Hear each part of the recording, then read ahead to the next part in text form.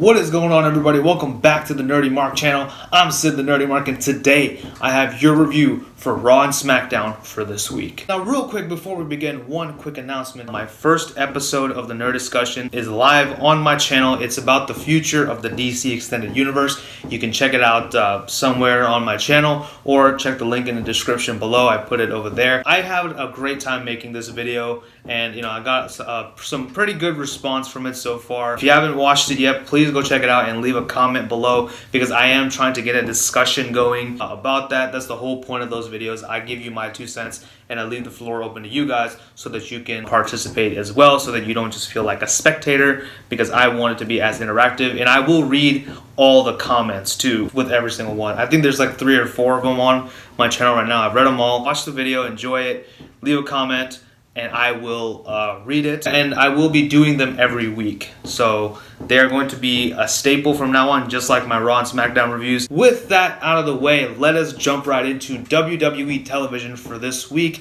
starting with Monday Night Raw. So, Raw does come to us from Cincinnati, Ohio on my birthday, July 23rd. We do open up with Vince McMahon, and he brings out Stephanie and Triple H, whilst, of course, the entire WWE roster across Raw, SmackDown, NXT, and 205 Live are all present. Stephanie McMahon and Triple H make their way into the ring. Triple H gives a very heartfelt speech about how proud he is of each and every single superstar in WWE, which is very deserving. Then he gives it over to Stephanie, who announces the first ever women's pay-per-view, WWE Evolution, on October 28th. This is a historic, first time ever in history in the making pay-per-view that no one else has ever done. WWE was the first to do this, to really catch on this. No one else outside of WWE has ever done this before. Stephanie McMahon is the only one who has ever thought about doing a female exclusive pay-per-view. When God created Adam, Stephanie McMahon told God to create Eve. That is how important she is to women all across the world. Don't you dare forget it. Thanks, Stephanie McMahon, for thinking about the fans and being the first ever person to ever think of such an innovative idea. All joking aside, I am pretty excited for this pay-per-view. The women in the WWE work their asses off just as much as the men, if not maybe even a little bit more. I think this is good. They deserve their own pay-per-view. Lita and Trish Stratus have all pretty much been all but confirmed. I'm pretty sure the Bella twins are going to be involved. Beth Phoenix, most likely. A lot of legends will be there, and I'm curious to see if we're going to maybe even have some indie talent. So that would be pretty cool. We now have our first match of the night, and that is the B Team, the Raw Tag Team Champions, taking on Woken Matt Hardy and Bray Wyatt for a rematch for the Raw Tag Team titles. This was a pretty interesting match. I did enjoy it. We did have the Revival watching in the back, so I think it's only a matter of time until they get involved and hopefully take the titles off of the B Team, because I love the B Team, but the Revival have been overlooked for far too long, and they deserve a title shot. The match end with Matt Hardy going for the Twist of Fate and onto Curtis Axel. Bo Dallas pushes Bray Wyatt onto Axel, which he converts into a roll-up onto Matt Hardy, and the B Team retain their championships. This was pretty cool. Kind of a very creative finish in my opinion, so I like this. Backstage, we did have Sasha Banks and Bayley, who have apparently reconciled, thank God, because this feud was going absolutely nowhere. And by the way, did you guys know that there's going to be a WWE pay-per-view exclusively for women called Evolution? You forgot? Don't worry. You're going to get reminded at least 50,000 times throughout the course of both Raw and SmackDown. This led to a tag team match for Bayley and Sasha versus a couple of local talent. It's a squash match. It was still good. I was expecting Sasha to maybe turn on Bayley just to kind of salvage this whole thing, but it's not happening anytime soon, I guess, which kind of sucks. But then again, I'm afraid if they feud, we're gonna have another damn counseling session, and I do not want that. So for right now, let Sasha and Bayley stay friends, and maybe once WWE decides, hey, maybe we should actually have these two in a match, then we can actually have them have this rivalry again and reignite it. So throughout the night, Elias was trying to promote his debut EP, Walk with Elias, which, by the way, I did listen to as it did come out on my birthday. It wasn't anything spectacular, but it was good. I enjoyed the album. I loved the third track, which I forget the name of it. I'll put the name right here, but it was all on the piano, and then, you know, it stops for a little bit, and then Elias has a lyric about, oh, you thought I was done, or something like that. That was good stuff, but overall, I give the album a thumbs up. He does get interrupted throughout the night. He did get interrupted by Matt Hardy and Bray Wyatt as well, so that was there. But throughout the night, he does get interrupted, and I'll talk about that towards the end of my Raw review. Braun Strowman makes his way into the ring, and he is reminding you that we have WWE Evolution coming up, and he talks about Brock Lesnar and Roman Reigns and Bobby Lashley when Kevin Owens returns, and he tries to create sympathy amongst the crowd and talks about how Braun Strowman disappointed his little kid. Then Baron Corbin comes into the ring, and he says, Braun, you're too angry. I have gotten a certain special someone to help you control your anger, and it's the worst human being on the planet, Jinder Mahal. I'm sure he's a cool guy in real life, but this character just...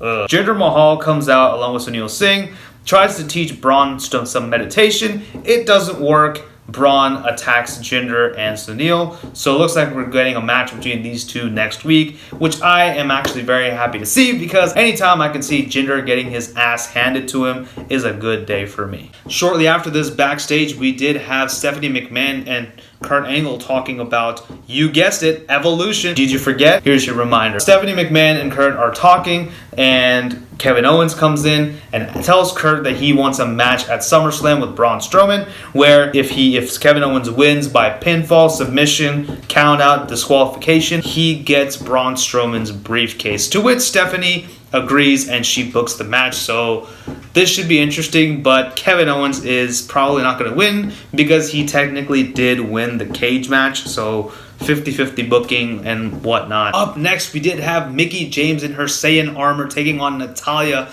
in a pretty decent match. It wasn't too bad. I didn't really care too much about it. It was whatever. Nothing to write home about. Mickie James's attire is like literally the only thing I can talk about because it does look like the Saiyan armor from Dragon Ball Z, and it's pretty cool. I actually like it. But the match does end when, of course, Mickie James hits the super kick onto Natalya to win the match. We now had AOP interrupting Elias coming into the ring and getting on the mics. Oh no, please, anything but this. They cut a very wooden promo, surprisingly not promoting WWE Evolution, and they say that they want some competition, anybody except for Titus Worldwide. And guess who steps up to the plate? Titus Worldwide. Go figure. Apollo Crews puts over how Titus is a very nice guy. AOP delivers some obviously scripted dialogue. This whole thing was a mess, but it did end with Titus Worldwide attacking AOP and them actually getting the better of Authors of Pain, which is a no-no at this point. But hopefully AOP get their retribution at the next match, hopefully, and we never have to see these two interact ever again. Can we please put these guys in the title picture? Please, thank you. So Tyler Breeze requested a rematch against Mojo Rawley. Why exactly? For all intents and purposes, this is a squash match. We did have Bobby Roode on the picture-in-picture camera, cutting a very abrupt promo about how he doesn't hide behind a keyboard, and I don't know what he was talking about. Bobby Roode, I'm so sorry how they're treating you on the main roster. I love you so much. Turn heel soon, please. Mojo Rawley wins. Yay, whatever. It looks like he's gonna be feuding with Bobby in the near future, probably on the pre-show. I just don't get it, man. Why are we treating Bobby Roode like this? Please do something proper with him. Honestly, bring James Storm from Impact. Don't even let him go to NXT. Just bring him to the main roster for beer money again and let those guys just kick a lot of ass. That's all you have to do! Instead, we get Bobby Roode with his uncomfortably fake smiles, cutting abrupt promos and fumbling on his words. Doesn't know what the hell he's talking about. He's become a joke. Look at how great he was in NXT and look at what they're doing to him on Raw. This is but the shell of the man that Bobby Roode once was back in NXT. We need that Bobby back. Earlier on, we did go backstage and we saw Finn Balor and Chad Gable talking about, guess what? WWE Evolution. Did you forget? Did you forget? Well, here's your reminder. All of Finn Balor's stuff being moved by order of Constable Corbin into a little dollhouse for Finn Balor because that is his new locker room. Corbin thinks that Finn Balor is going to be angry at it, but Finn Balor's just like,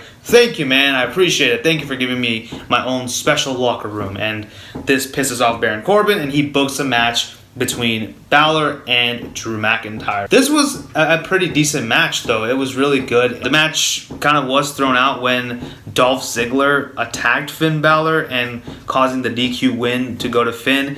And Seth Rollins comes out, helps out Finn Balor. Kurt Angle comes out, does his best impression of Teddy Long, and books a tag team match, players, which also was pretty good. It was great all around. Finn and Seth win. Good match. Both matches were really good, and nothing else to say about this. And don't forget Evolution, October 28th. Don't you dare forget it. We now had Ember Moon taking on Liv Morgan for the third time. Why exactly? Regardless, this was still also a really good match. Liv Morgan is going at it alone. Sarah Logan was barred from ringside. It was actually probably one of the best matches of the night. It was really good, but it did end with Ember Moon hitting the Eclipse yet again on Liv Morgan and winning. But I will say this, Liv Morgan has been improving in the ring, so I am very impressed with her. Elias finally is able to perform a song from his debut album, Walk with Elias. Kurt Angle comes out and he says, I'm not here to interrupt you. I just want you to finish your song. I want you to perform for everybody and whatnot. Elias says, hey, you're all right in my book.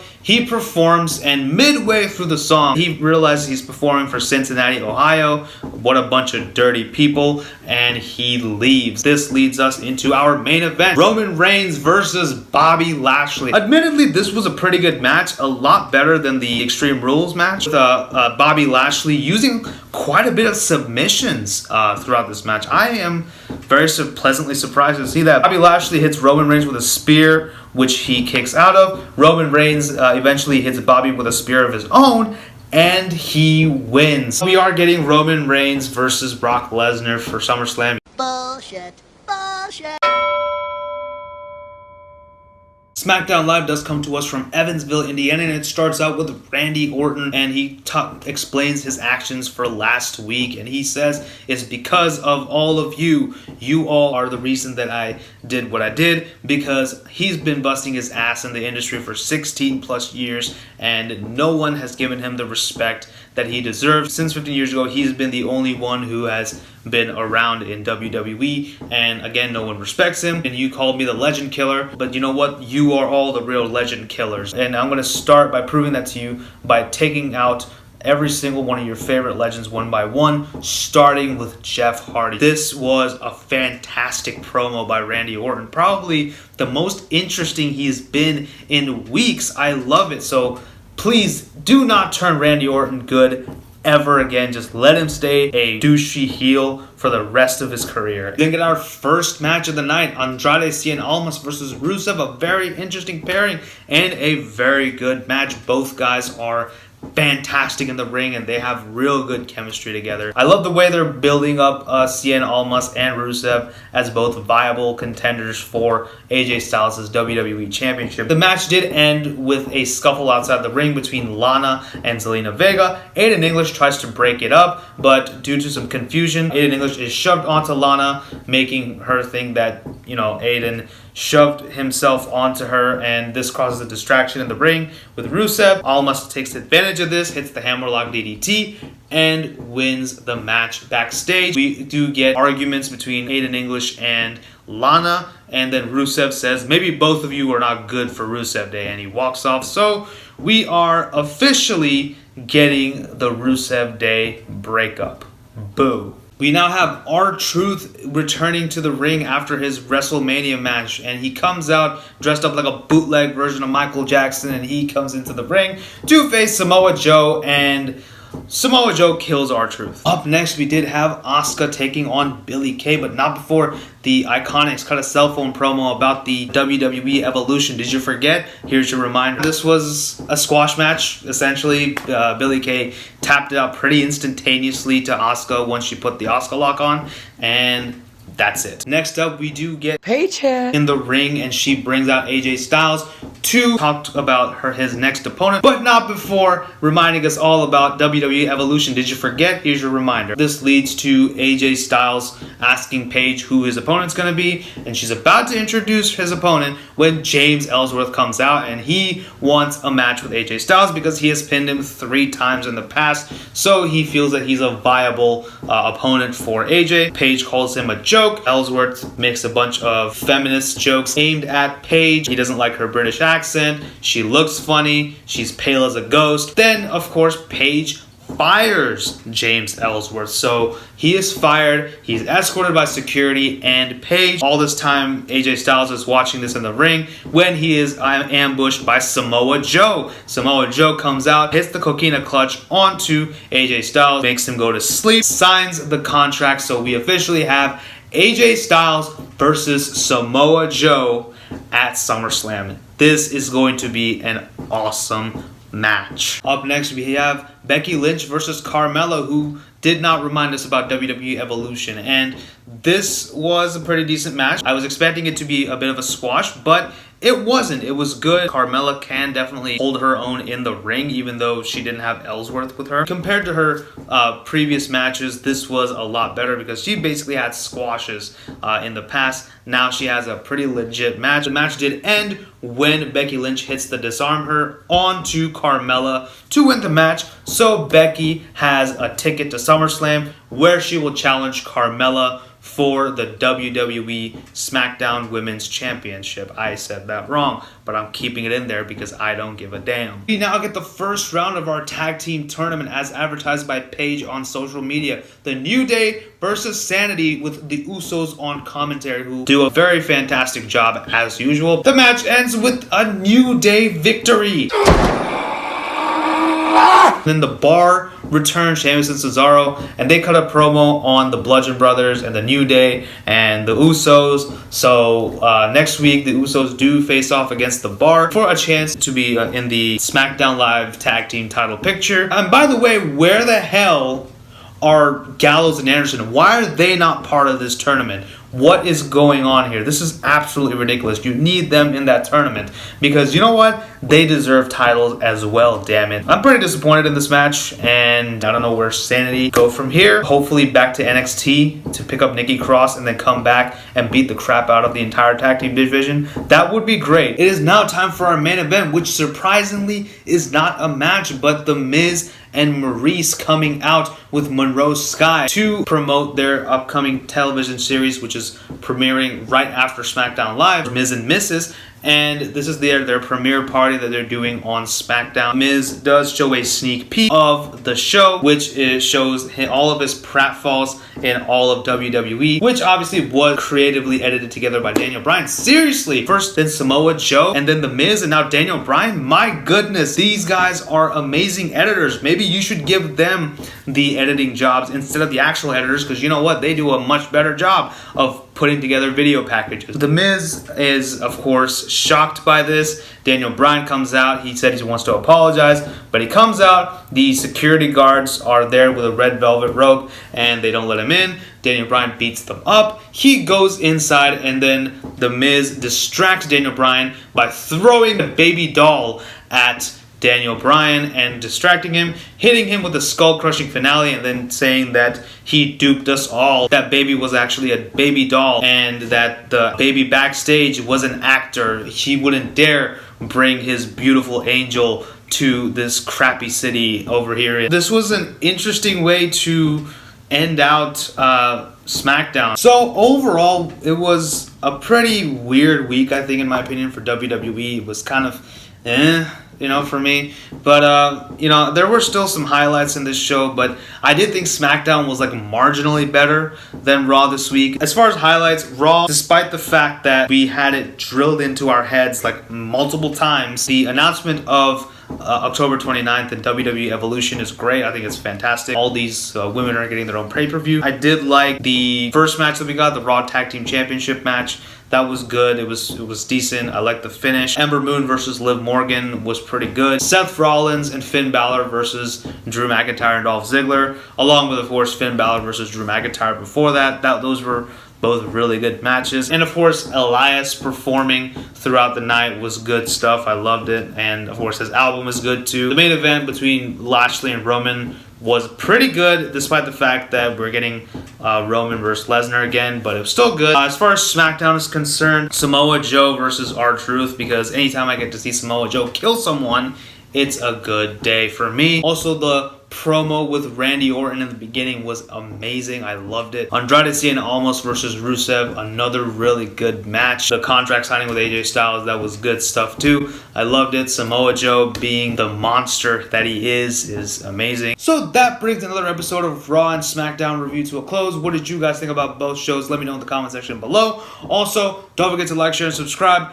Follow me on social media and tell your friends about the Nerdy Mark. Thank you guys so much for watching. As always, this is Sid signing off. You guys take care. Bye-bye.